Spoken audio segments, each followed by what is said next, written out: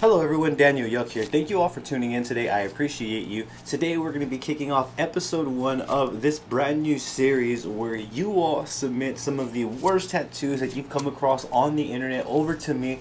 So that way we can dive in here, take a look at them, and try to figure out what went wrong. Within this series, we're going to go ahead and be looking at some of the worst tattoos on the internet. We're going to go ahead and try to dissect them from top to bottom and figure out what went wrong. What I'm going to be doing is telling you all what I see throughout the tattoos, what I see that's wrong with them, how they could have maybe done better, and just overall any information that I can possibly relay on the worst tattoos that we find on the internet. I will leave an email for you down below so you can go ahead and submit some of the worst tattoos that you come across for this series right here. Should you have any questions about anything that you see or hear throughout this video, I'm going to encourage you to drop a comment down below, and I'm going to do my absolute best to assist you in the best possible direction. With that being said, let's go ahead and dive straight on into this.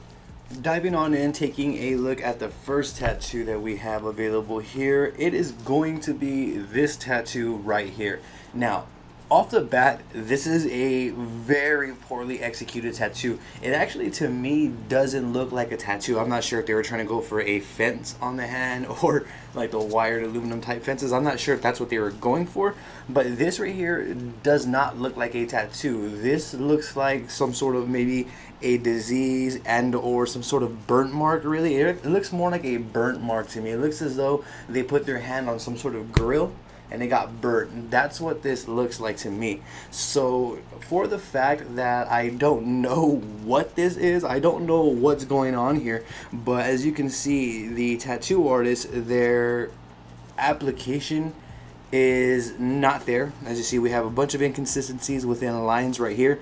I'm not sure what this is supposed to be right here. I'm not sure if that's supposed to actually be that red or if that's actually red pigment. I can't really tell what's going on there. If we look over here too, everything is like that. Every single line, I don't see one single consistent line here. I see some skin damage right here as well, like some maybe scabbing or something going on there. So yeah, I don't know what's going on with this tattoo. I don't know what the tattoo artist was thinking. I don't even know how something like this can get done and someone wouldn't stop them along the way, because as soon as a tattoo artist for me would have been in this area and I would have seen this spot right here, or if it was the other way around, if the tattoo artist started right here and I saw him do just this part or her, I would have stopped it completely and went somewhere else, finished it at a later time. Yeah, that's what I have to say about this. This is actually a very, very poorly executed tattoo, which is why it's super important that we develop and establish rapport and familiarity with tattooing in general, and learning how to move your hands and knowing how to apply tattoo ink, where the dermis is. All of these fundamentals will be used on every tattoo. There's no way around it. We have to learn it. If we don't, we end up with results like this. I encourage you all to practice on fake skin, so that way we aren't out here doing these sort of tattoos. And off at a distance, it kind of looks like the lines here are actually like scabs or cuts or burns or something. Again, like if someone put their hand on a grill like that, that's what it looks like at initial glance. I don't know what they were going for. If anyone knows the backstory for this tattoo, drop it in the comments below. I'm going to go ahead and move on to the second one because this one cannot be saved. This one right here cannot be saved as well. Maybe there's some artists out there that would want to go ahead and revamp it, maybe possibly can revamp this, but for me, if someone came to me to fix this, there's nothing that I can fix. There's no way that I see any plan for me to execute this tattoo. This tattoo was poorly executed from the jump. Let me jump in here. Now, whoever was applying this tattoo, I'm not sure if they just weren't familiar with technique application or if they were practicing on this person. I am not too sure, but as you see right here, another thing that I'm not sure is if these are bruises or blowouts. Based on the application of everything else, I'm going to say that these may be blowouts. I cannot be too sure. However, this tattoo is a horrible mess. This is some of the results that we get when we are not familiar with the craft. This is what happens when we skip the whole practice tattooing process, the fake skin process, and jump straight onto skin. I've seen a lot of people say that they hate fake skin, and I'm very curious to see what their work looks like from never, because they've never practiced on fake skin. So I'm curious on how they are developing, how quickly they are developing, and the type of work that they are doing. I'm genuinely curious on that. For this tattoo right here, I can't tell what the artist was thinking. For me, I believe that the artist didn't have a play or a plan of approach. I kind of feel like they just kind of winged it. I can't even really tell what size needle was being used. This may have been done in prison. I don't know. However, this is a horrible mess. It looks like there's skin damage right here as well in that area. And the eyes, I don't know what's up with the eyes and the whiskers as well. The nose, I can't really make out what happened there. So for me, I don't understand how one could allow this entire tattoo to be done. I would have stopped it in this area. Even just seeing this area, I could have been able to tell if the tattoo artist had technique or not. For this specific circumstance, it's a no-brainer. It's easy to say that the person that did this tattoo may have been practicing, and tattooing may have been something that was more of a hobby for them, or something to just pass time rather than actually becoming a tattoo artist themselves. So these are the direct results, I feel, of just skipping practice, and this is the type of work that we get. It is 110% horrible. I would personally just black this all out. And that's how I would fix that. There's no coming back from this. And let's move on to the next here. This one right here is a very bad tattoo. Now, the reason why these are also bad tattoos is because you can see the application, the needle depth, the understanding overall of just the fundamentals of tattooing do not show. These tattoos look like they were causing skin damage more than actually being a tattoo on the skin. When we don't have a plan, when we don't know the fundamentals, these are the direct results right here, which is another reason why I wanted to bring this series to raise awareness on how important practicing is. And I'm not saying practicing on human skin and or yourself. I mean practice on fake skin, so that way you develop rapport and the fundamentals before you even start tattooing yourself. So the next tattoo here, and again, the same reason probably going to apply to all of these. All of these tattoos are bad because they are all poorly executed. I don't see needle depth. I don't see consistency. I don't see any specific techniques being used. It kind of looks like they picked needles at random and applied whatever they thought was right, so to speak. This right here is poorly executed because we have different depths all the way around. This right here looks more like a, not really hair, it looks more like scratches in my opinion. It doesn't seem as though the technique that the artist was trying to execute was properly executed.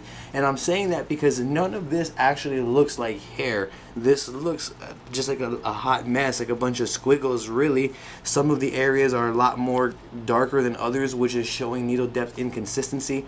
Along with the shading right here as well, you can see clearly that the shading, I don't know what happened there. It's very, very hard to say, as well as the line. Now, I'm not sure if they were going for a bad tattoo on purpose. I'm not too sure. However, the fact still remains that this is a horrible tattoo and it's poorly executed. As you can see, the eyes, that's maybe third grade stuff right there. Overall, though, there is nothing about this tattoo that screams technical abilities. There's nothing about this tattoo that screams good, in my opinion, just simply because of the readability, the applications that were used.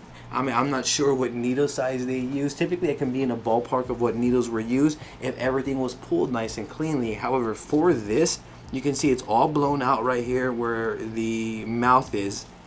So that right there is an obvious sign that whoever did this tattoo wasn't familiar with needle depth and where the ink should be living. I'm not sure if they knew what or know what the dermis is.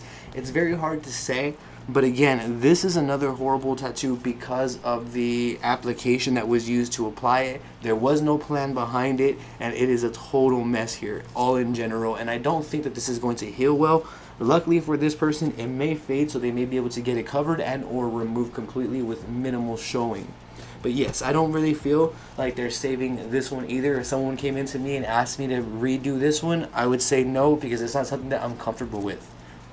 Moving on to the next one here is going to be this wolf right here, as you see.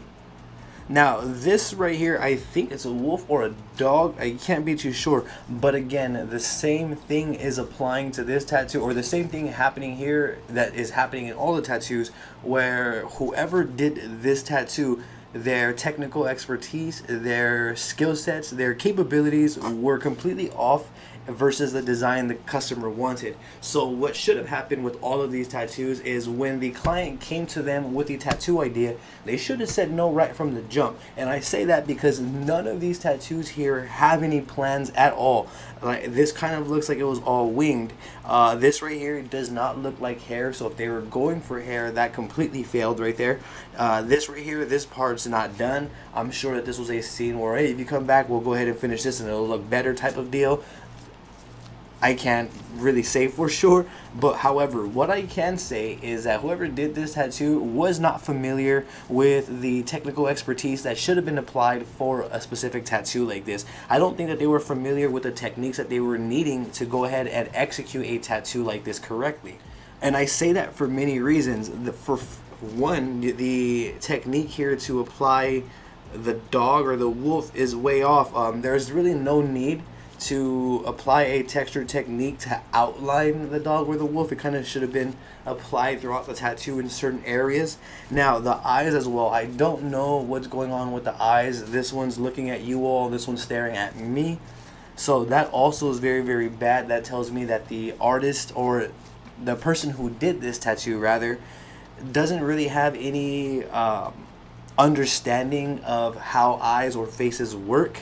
So, and it obviously shows right here. And again, this goes back to the importance of practicing on fake skin, so that way we can make these mistakes right here on fake skin. Me personally, I would prefer to make these mistakes on fake skin and share them with you all versus making this on someone's arm and sharing it with you all, and it ending up on, say, a website that makes fun of bad tattoos, if that makes sense. But from right here, for me, again, it's a no. For me, I wouldn't be able to salvage this tattoo. I can't think of a plan that I would feel comfortable to take to go ahead and make this tattoo better. From the jump, it was poorly executed. The person who did it should have probably practiced more. And if this is a style that they wanted to do, they should have practiced more on fake skin with this style right here. I will leave links for you in the description below so you can check out fake skin on your end should you choose to invest into it. This tattoo right here, I would say no. I cannot redo it. I can't revamp it. I can't make it better. I don't feel comfortable. I'm going to pass on that. It is a horribly executed tattoo, and for the reasons listed. The next tattoo and the last tattoo for this episode right here. This one is a horribly executed tattoo, obviously. However, I do feel kind of bad because this is in prime real estate. As we can see, this is on this gentleman's neck right here, and this is just prime real estate. Me as a tattoo artist, even when I'm 5-6 years into it, 10 years into it, I'm going to be super cautious when I'm tattooing people's neck. When I'm applying the stencil, if I don't like the way it sits, or if there's something that I'm not truly feeling, I'm going to say that to the client. I'm not going to tattoo someone's neck like this for $1. That's not how this works. This is prime real estate. This is someone's neck. Everybody's going to see this. So this is a big deal right here, as every other tattoo that we've seen on here is a big deal. We've seen one on a hand, on an arm, this one's on the neck. Every single tattoo is a big deal because of the permanency of the tattoo. So with that being said, whoever did this tattoo also didn't have any understandings of the fundamentals of tattooing. They didn't understand needle depth. They didn't understand shading. They don't understand facial features such as eyes and or nose or lips. I myself am still developing in that area. So for someone with these sort of skill sets to go ahead and go out of their way to try to execute a tattoo like this is absurd to me, because even if someone came up to me and asked me to do a face on their skin, if it wasn't the style that I'm currently doing, I'm going to flat out say no, and I'm going to tell them why. I'm going to tell the client that I don't feel comfortable with doing this specific style because it's a little bit out of my current style range. I would say something to that extent, just being honest, open, and transparent with the client. And I feel that that did not happen here based on the work that we are seeing right here. This right here could have been a way better executed tattoo should the artist have been familiar, with basic fundamentals such as lighting, shading, etc. However, obviously they weren't. They tried to execute it anyways, and these are the results that they received. For me personally, if someone came to me for this specific design on the neck, with the current style of tattoos that I'm doing, this isn't something that I would have done. This isn't a tattoo that I would have accepted. I'm not fully familiar with facial features, and I'm still trying to develop in that aspect. I never really did faces. I'm pushing the boundaries now for myself to develop more, and I'm doing faces now. So for me, even at this very moment, I would have declined this tattoo just because I am not fully comfortable yet with doing faces fully like this. And I'm talking about maybe more portrait style faces, not like the Payasa faces or something like that. I am talking about these sort of portrait picture style faces. So again, for this tattoo, it was poorly executed. Right here, the backing of the head right here gets lost completely within the design. Whoever did it shaded right here. I'm not sure why this area was shaded, so therefore we lost the head right there of whoever this is right here. The lips are off, the nose is off, the eyes are rather scary in my opinion, and this right here I'm just not a fan of. And also the needle size that was chosen for this sort of area, I don't really agree with. I would have paid a little bit more attention to that, and I would have kind of, chose a little bit better, maybe even just a little bit smaller, so that way I can get more details, and over the years as it settles, it's not going to bleed into each other.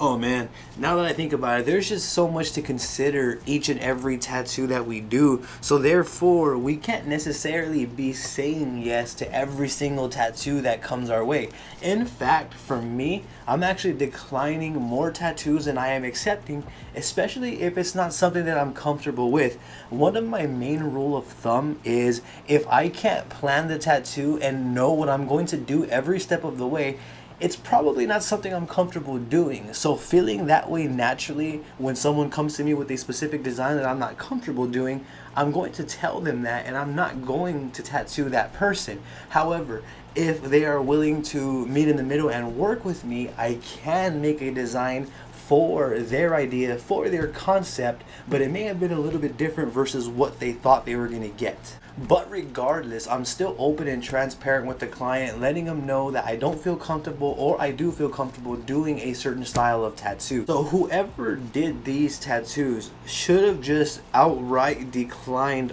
every single design that came in from this neck tattoo. This one should have been declined. This one should have been declined. This one should have been declined, and this one should have been declined. All of these tattoos, whoever did them, the person who did these tattoos should have just declined them, went back to the chop block, got familiar with the fundamentals and basics, and then proceeded from there. So we're not out here ruining people's lives and doing this sort of stuff. And we're not even into the cross-contamination aspect. If people are doing this sort of work, I could only imagine how dangerous their practices may be. But with that being said, that is how I feel about these bad tattoos right here. And keep in mind, this is episode 1. We are going to be making more episodes reviewing more bad tattoos. So I highly encourage you all to go ahead and send down the bad tattoos that you come across on the internet to my email so we can go ahead and review them from here. I do appreciate everyone tuning in throughout this video. If you have any questions at all about anything that you saw or heard throughout this video, please drop it in the comment section below, and I'm going to do my best to assist you in the best possible direction.